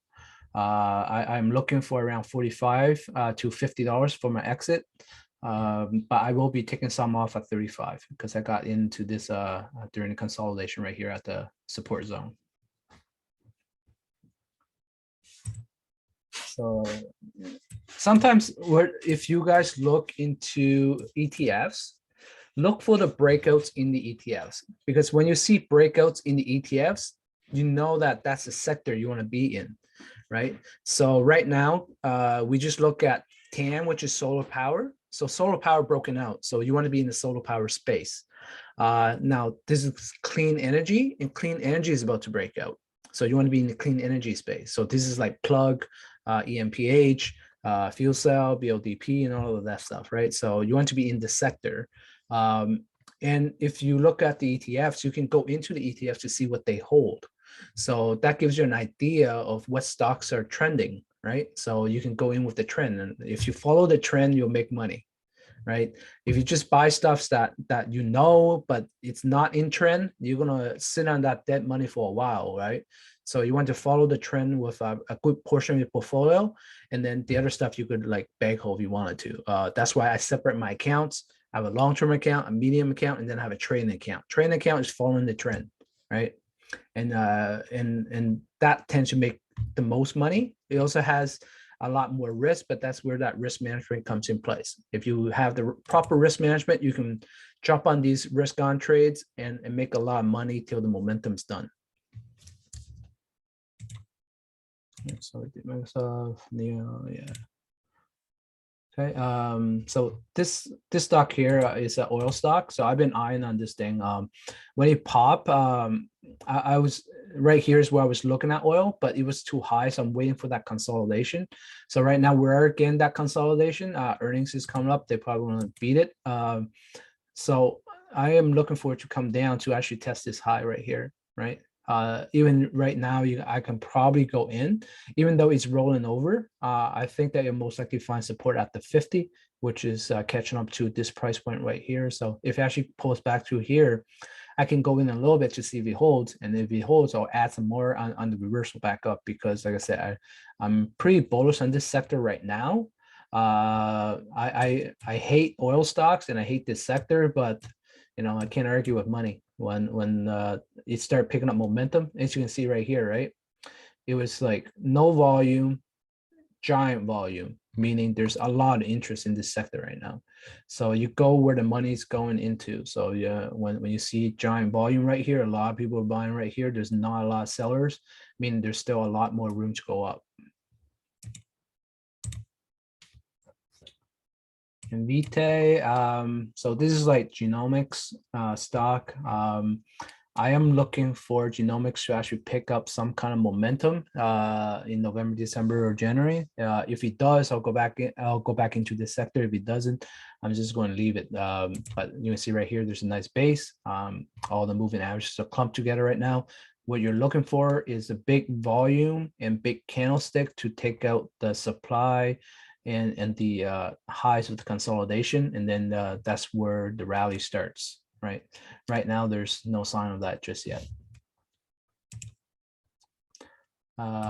Open, yeah, so open, I posted around here. I did a little trade right here into the 200-day moving average, and he pulled back and I forgot about it, and it actually broke out. Open is one of the only few of those real estate companies that flips houses. They buy your house and they flip it themselves and they sell it back to whoever. They're the only one that makes money, and but it is a SPAC, so that's one of the risks. But right here, this is a really nice pattern. It fell, it based, double bottom. It broke out consolidation, and then volume start picking up nicely, and then we had the breakout, right? So right now it's at bull flag. There is earnings, so it's going to depend what the earnings does. If it doesn't, and if it pulls back down to right here at $20, if it holds right here, you can still go in. If that earnings is good earnings, is more likely you'll miss the boat on it, and it'll hit probably $30 here. And if you look over here, all the volume is down here. So all the supplies down here. There's not a lot of supply up here, meaning demand can take this out really easily, very quickly if it takes off. PLTR. So it's in like a mini little channel. I did choke the rest of my profits on Friday. I sold it on the calls because it's moving too slow for me. It's not doing a whole lot. They have earnings coming up. I expect they probably going to beat on earnings and have good guidance. But I really just I've been in this stock for so long, and I just got so bored of it because it doesn't do much. So I move on to something else. Redfin is same as Open, except for they don't make money, but they're a much bigger company, and it has a nice wedge down right here. Stack moving averages, earnings coming up. So if they beat earnings, this is going to start taking off, right? It's going to follow suit of Open. So Open had a early pop, and this is the area where you want to start going on. So you see right here, it was holding this 100 the entire time. So this is a nice base right here. We're just looking for that break of the base. Once you break the base, resistance, resistance, and resistance. 3 spots right here. Roku, we done. Tesla done. And SPEV. So Xpeng is actually performing much better than Neo, and this stock tend to pick up a lot of momentum when everything's going right. So they do have earnings coming up. Unfortunately, they have the same issue. They have a supply issue of the chips, so their deliveries might not be as high. I think a lot of people, a lot of the sector in China sent out the warning on Friday. But so far the chart looks really good. So you look right here, this is a pennant, right? This is usually a breakout pennant. So I have shares and I have puts on this thing in my long-term portfolio, just to hedge my Neo, because I don't know which one of the main players is going to take over majority of the sector. So why not be in both? So this pennant right here, you're looking for either a break above or break below, right? So if it breaks above, it's going to go up to 50, and then it's going to go up to 60, right? So I do have a alert right here at 50 to take profits. I got in around the base right here as well. So around 32, I bought some calls and bought some shares and sold some puts down here that I got signed. So I am looking to get out soon. And then if that pops to 60, I'm gonna get out all of it. Yellow, so this is like Open as well. As you can see, they pop before the earnings. Look at the volume right here. Somebody's accumulating a lot of shares. We're over here. So this could be a break of the base. If it does, it's going to 120 and then 140, 160. So there's a lot of upside if this does take off. Most of the supplies right here around that this area right here, so below the 120 area. So once that's taken out, there's a lot of upside potential. So that's all the stocks I'm looking at for this month. Do you guys have any stocks you want me to take a look at?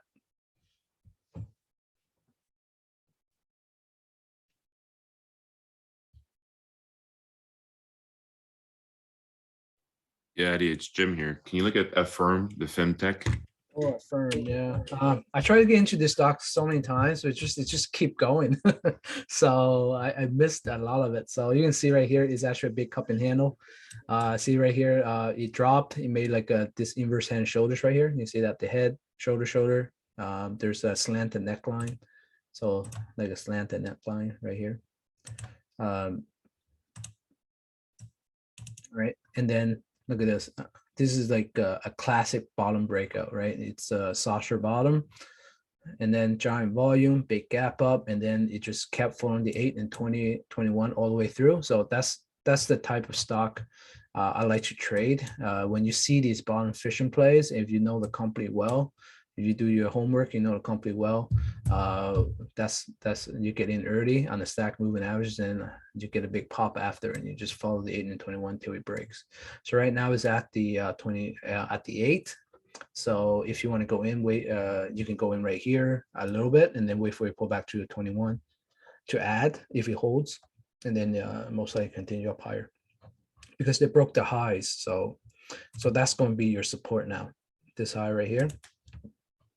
So we broke above it. It can very well come back and retest it, and then if it holds, it go higher. They do have earnings coming up, so that's always a risk, is the earnings, especially when a stock run up like this and you never got in yet. So most likely you're gonna miss the boat on this because with earnings right there, you can't really get in right now. If you get in right now and they suck at earnings, it's going to come very far down because this is all momentum, right? So you might want to wait till after earnings to get in if you want to get in. Yeah, I was thinking the same thing. Thanks, Eddie. No problem. Fatty, yeah, we did Facebook already, Fatty.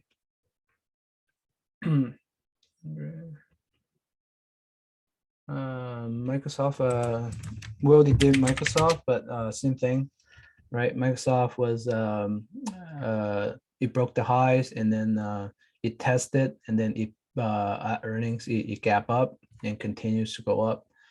There is a target of 350 and a long-term target of $390, $400. But it is far away from the 8 now, so most likely it needs to consolidate or pull back first. But it is picking up a lot of momentum. Look at the volume is really high. So, and Thank you, Ed. It's also heading to that overbought territory. So you want to be careful. If you are following this, once it hits those resistance areas, most likely you want to take some profits off the table. So.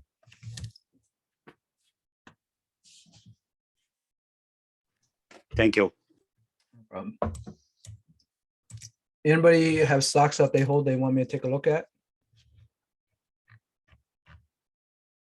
Yeah, can you take a look at UPS? EPX or S? No, UPS. Oh, UPS. Yeah, Okay. thanks. UPS. Yeah, I think they had good earnings. Yeah, big gap up on earnings. It gap up to fill this gap. Right. So UPS was like, if you look at the weekly, it's created like a little channel right here. Right. Create this channel right here is the bottom channel. It is it was all stacked together right here, and then they start moving up. So target, you want to see it break the highs of this, right? And see it break the highs. We're right at the highs, and it looks like it's consolidating on the highs. There's a little gap right here that it might get filled first. If not, if it can hold the gap support, and it needs to break this 220 area. If it breaks 220, most likely hit 240 before any kind of resistance. Yeah, so we're at is this all-time highs? Yeah, it is. It's all-time highs. So you have to use the fib to calculate the move. Just one second. So with the fib,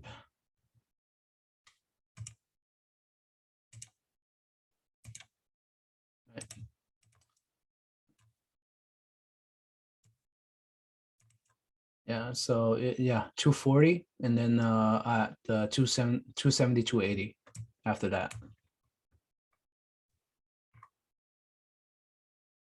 So you got some room to go. Oh, I think I got in, I put a bid on FedEx. I don't know if I got in or not. Yeah, so FedEx has a gap right here to fill too. And if you're in it for longer term, FedEx is probably more of a discount play compared to that. So yeah, UPS is picking up more momentum than this, right? So How about the other fintech, SoFi or SOFI? SoFi, yeah. So I choked profits on SoFi already. I took it a little bit early.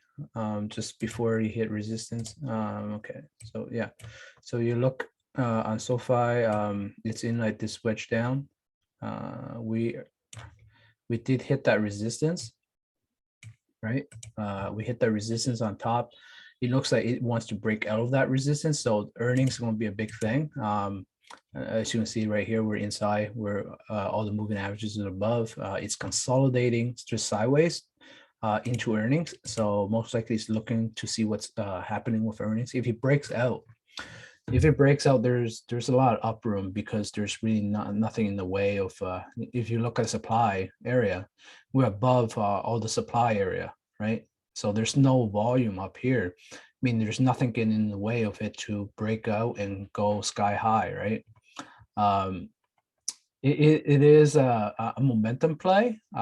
In longer term, I think they will do well as well. It's a really high growth area. But these are levels you want to look is at these peaks right here. It needs to break this and then break this. And then it is sky's the limit, right? But yeah, everything earnings.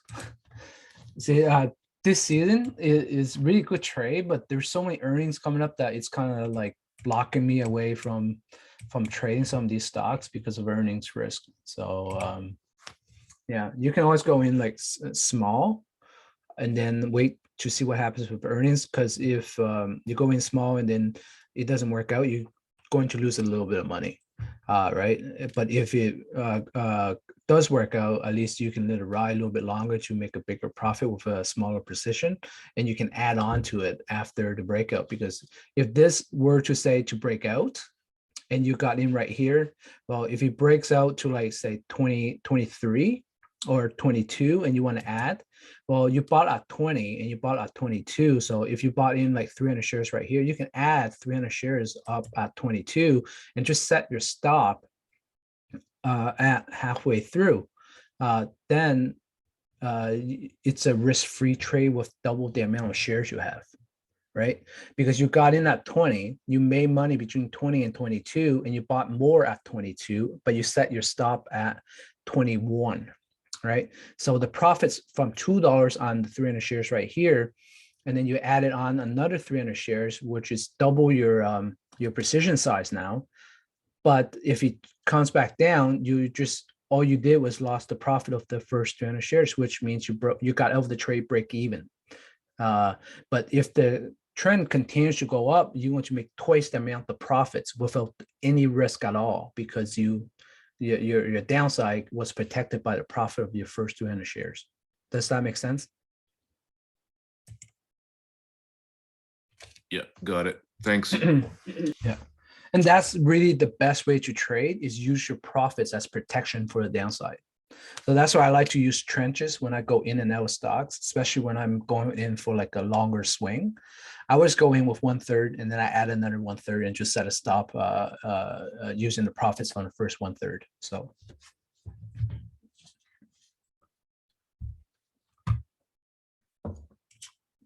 Any more? Hey, Eddie, what are your thoughts on crypto? Are you at some point going to open up another account at another brokerage Oh, geez. to do crypto? I'm so tempted to. I actually have a Coinbase account open. I just didn't verify it. I was just like, no, I'm not trading crypto again. And then I see it run. It's like, God damn, I should buy crypto. I'm thinking of putting a small portion, that's small, and then add on as the years go on. But I think having a crypto account would be beneficial. I'm sure other people on this call has already opened up, but I haven't explored that opportunity yet. Have you? Are you going to? Yeah, I probably should at some point. It's just, I was really early crypto investor. I got in crypto at 3,000, and then I got in Ether at between $75 and $200, and I loaded up on those. And then, like I said, the account it's gone now because somebody pretended they're dead. So, and yeah, I look back, the amount of money invested, which wasn't even much. I put in like 30 grand or whatever. It's worth like well over $500,000 now with today's value. So, and there was only like I think it was 3 or 4 years ago I started that account. So, Should have invested in Sheeb. Yeah. Should have, would have, could have. Which crypto exchange is good for Canada? See, Canada don't have a lot of choices. That's the problem. Like, Well, I haven't explored it yet. I'm just wondering if you have plans of doing it. I do at some point, and I'll reach out to some of my brothers and friends who are doing it, but I'm not sure when I'm going to allocate money. I just pulled a whole ton out for this new house, right? So right. Well, like now I'm just trying to figure out what I'm going to do.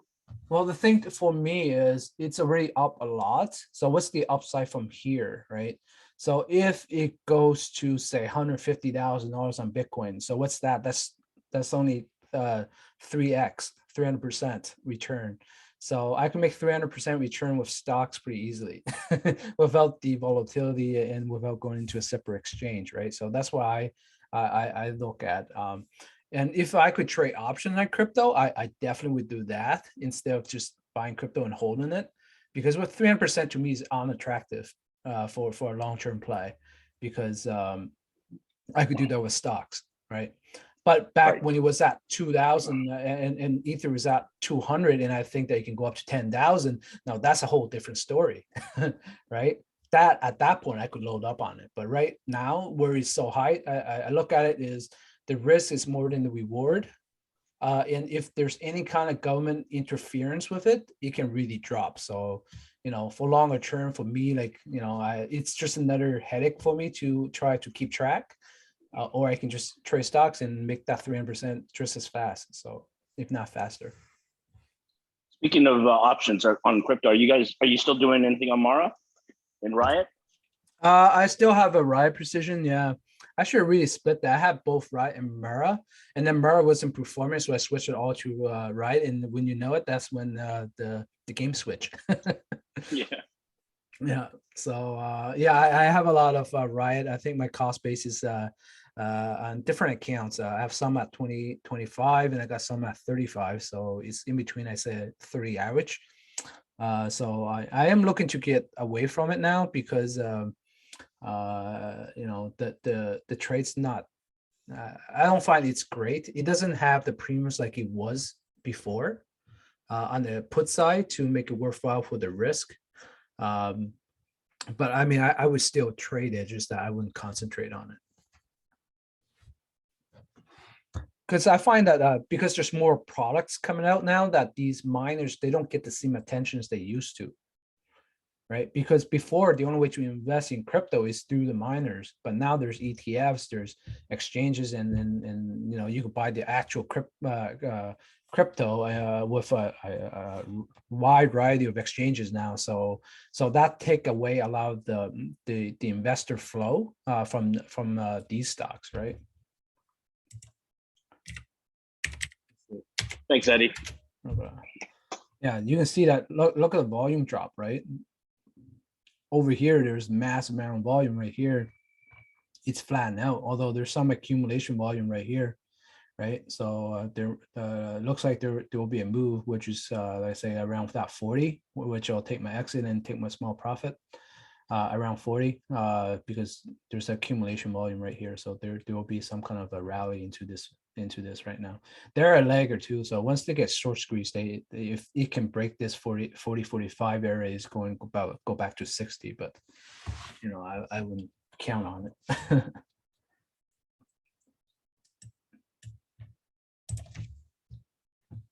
All right, anything else you guys want me to look at? We can talk about some other stuff too. Who here day trades?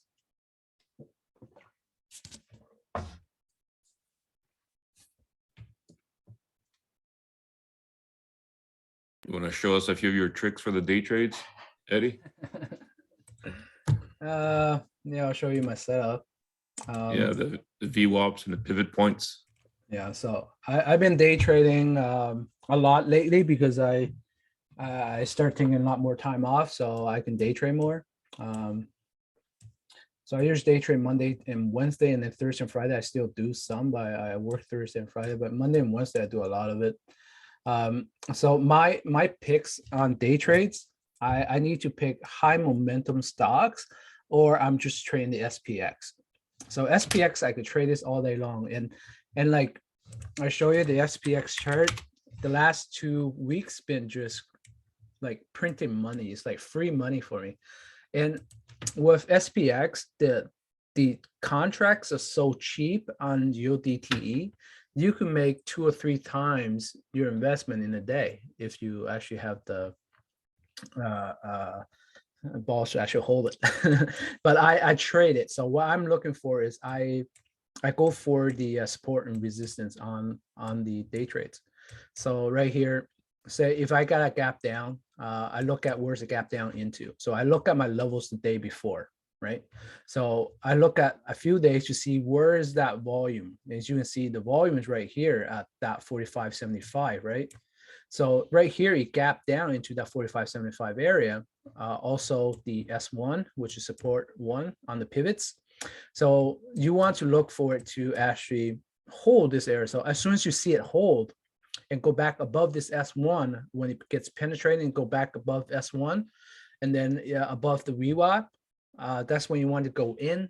And then I'll be out by the time we get up to here. By the time I move from here to right here, that's 10 points on the SPX, meaning that I made $5 on my options, right? And the options on UDT at the money usually cost you between $9 and $15. At the open, it's usually more expensive. At the open, it's about $15. So if I bought 15 and I sold for $5 more, literally 10 minutes after, you know, that's a really good 30% return. And it's not a small return, it's a pretty big return, right? And then you just look at the levels. I use EMA clouds as my entry exit levels. So you can see right here, as you run to EMA clouds, it has a double top and then it failed. Well, that's the time where I can take a short on a put, and then I aim for the VWAP. So if I take a short right here, I aim for VWAP. So if that breaks down, which is 45.85, I probably want to take it at 45.80, which gives me about $2 or $3 on the put side, and then I'm out. I'm not looking for home runs. I'm looking for tiny little movements in the space where I can make consistent money all the time. I could go in and out multiple times.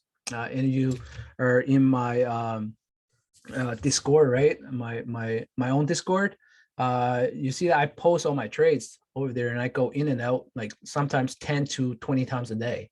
And every single time I go in and out, I'm making anywhere between $2 to $10, right? If you add it all up, that's like buying Neo and making a double in a day, right? So day trading can make a lot of money. It doesn't cost you that much money. I'm using upwards of 30. Sometimes I get overboard and I use about 50,000, but most of the time I'm actually using only 10 to 15,000 on average for my trades. And I come out with sometimes making 10,000 to up to 200,000 in a day. Right. So it really depends on how the market's moving. When markets are good and is in the right direction, you can make a lot of money just day trading with very little money, because options is so highly leveraged. You wait for the ZODTE for those very tiny premiums with big giant moves. I also do that with Tesla, with Google, anything that's like expensive stock that can move between 30 to 100 points in a day. Those are the type of things you want to trade, right? I mean, I traded Google a lot. I trade Tesla a lot the last few weeks, and I've been doing really well with that. And I trade SPX a lot. So when there's absolutely nothing to trade, SPX is your friend.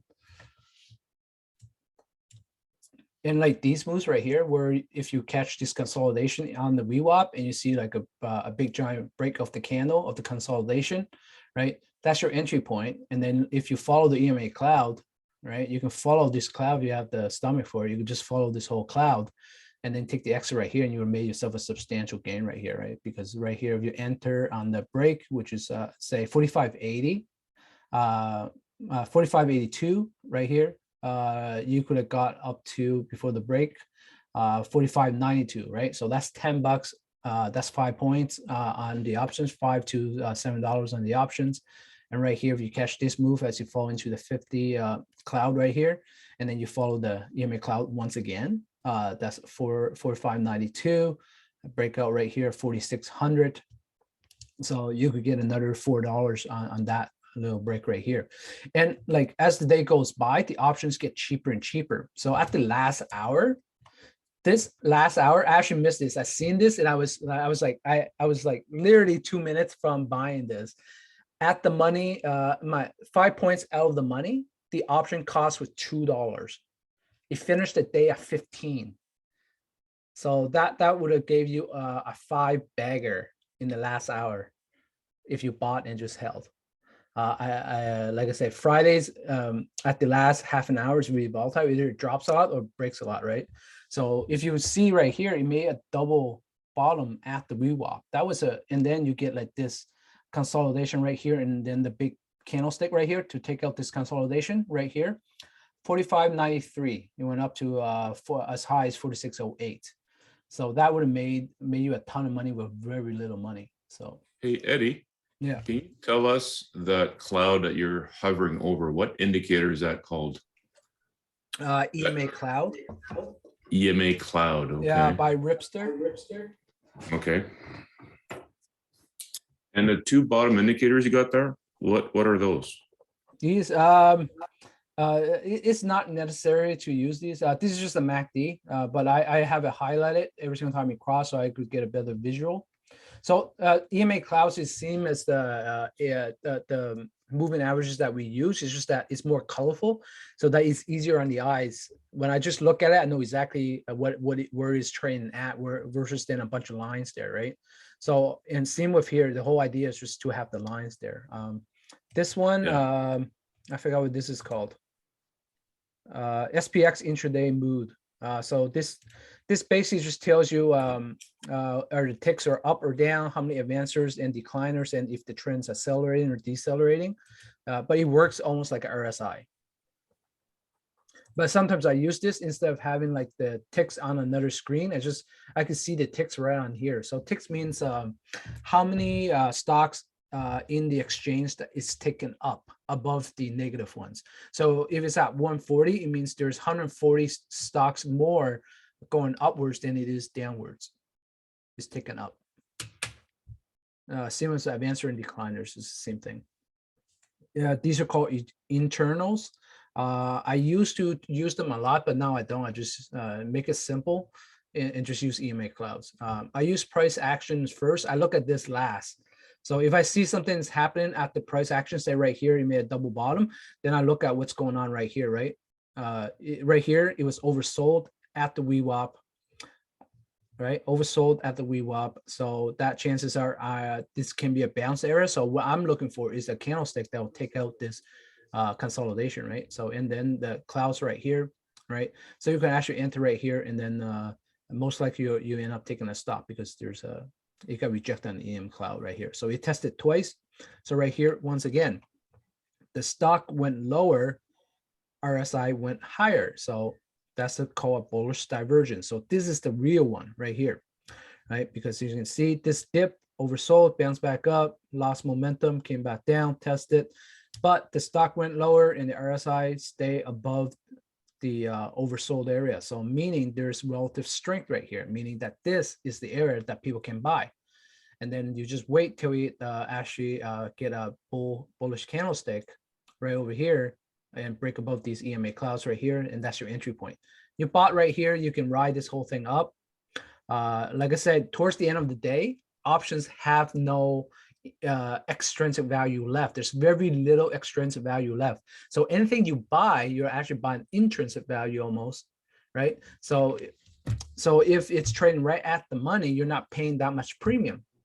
The premium can go as low as $2 at the last hour at the money. So if you're right, it can print you 3 or 4 or 5, sometimes 10 folds in less than half an hour. So if you want to take a risk, like you don't even have to buy that many contracts. You would buy like a few $100. If you're really good and you have a good size portfolio, you throw in $1,000 and make 10 grand literally in 10, 15 minutes, right? So a lot of times I like to wait for the half an hour if there's some kind of catalyst or some kind of pattern develop. So they don't happen often, but a lot of times they do. Like right here, this is a pretty good scenario, right?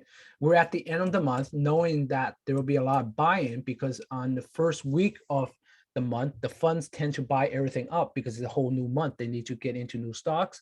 That usually push the stocks up. So at the very last day of October into November, when November is a big up month, right?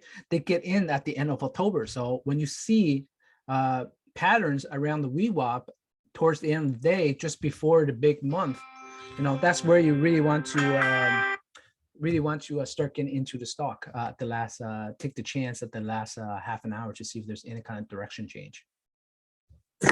Eddy, do you let your contracts expire at the end of the day, or do you close them out? No, I pull them out. What I normally That's do, what I thought. as soon as I get in, I set a target of where I think that the stock can be at.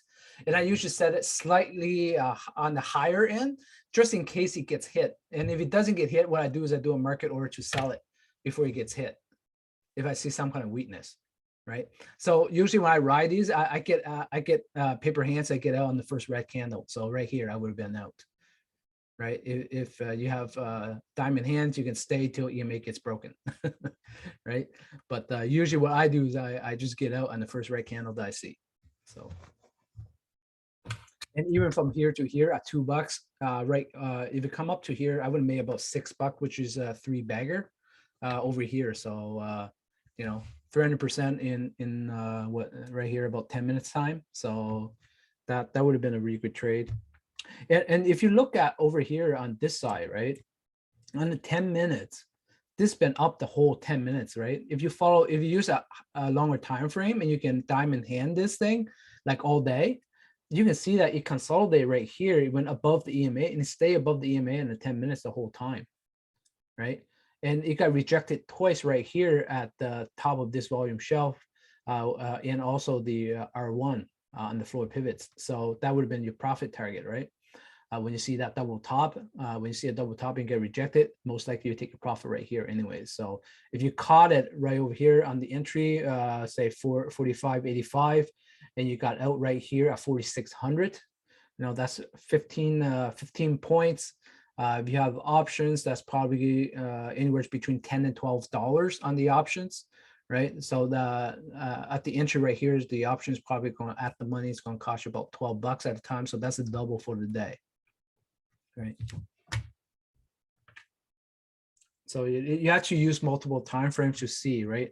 Sometimes I get too into the minute charts and I miss the bigger picture, right? Because the bigger picture gives you a much bigger return. It's just that right here, I tend to like to go in and out, in and out. I don't like taking on too much risk when I'm day trading, especially when I have a lot of distractions around me. So I tend to take my profits pretty early. And I set like $1 limit, right? So if I am going in, I'm thinking that I can make $4 on this trade. As soon as it drops $2, that's my risk. I'm out. I take my stop loss. Okay. So if you're looking for $4, set a $2 stop loss. If you're looking for $10, set a $5 stop loss, right? So keep your losses at half of what your profit potential is. And that way, if you consistently trade that way, you can be wrong half the time and you still make money. So.